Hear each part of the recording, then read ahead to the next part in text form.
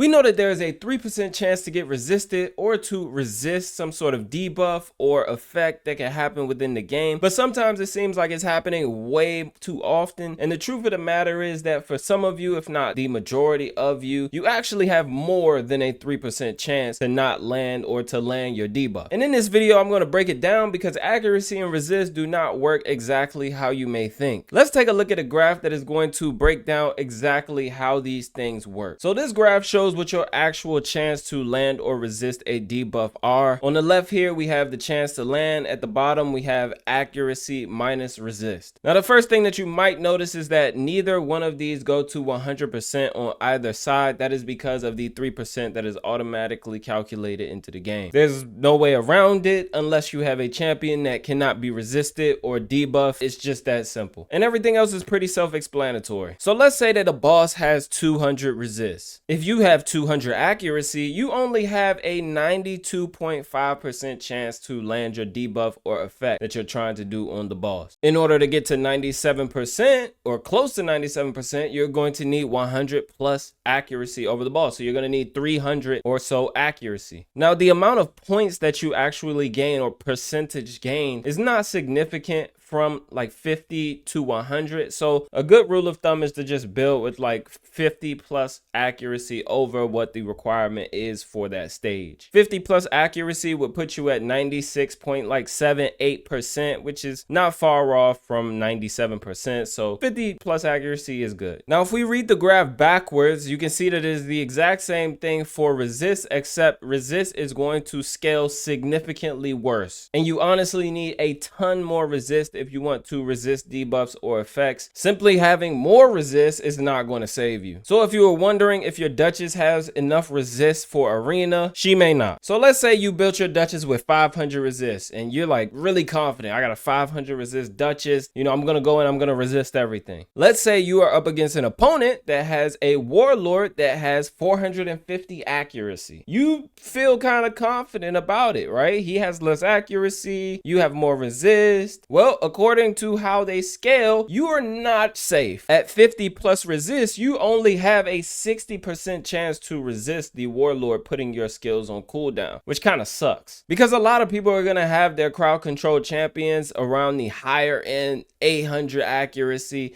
you know, 700-800 accuracy, which means you actually need how much resist? 1,000. And if you don't believe me, you can simply put this in the RSL helper tool. You know, you don't have to take a look at this graph every time you're trying to figure out if you have enough resist or accuracy. In RSL helper, you can easily take a look and you'll see right here, if we go to the tools, accuracy, resist, compare, let's say you have your 500, you know, they have 450 accuracy.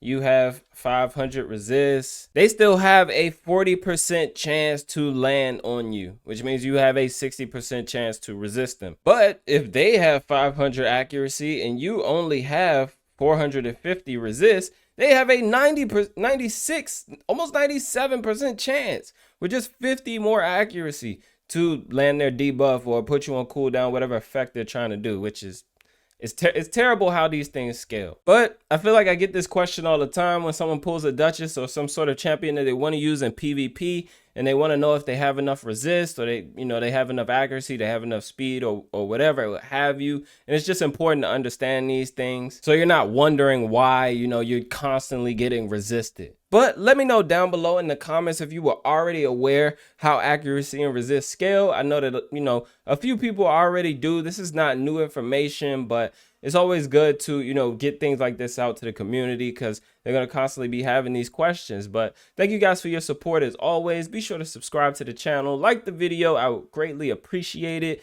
And until next time, be good and be well.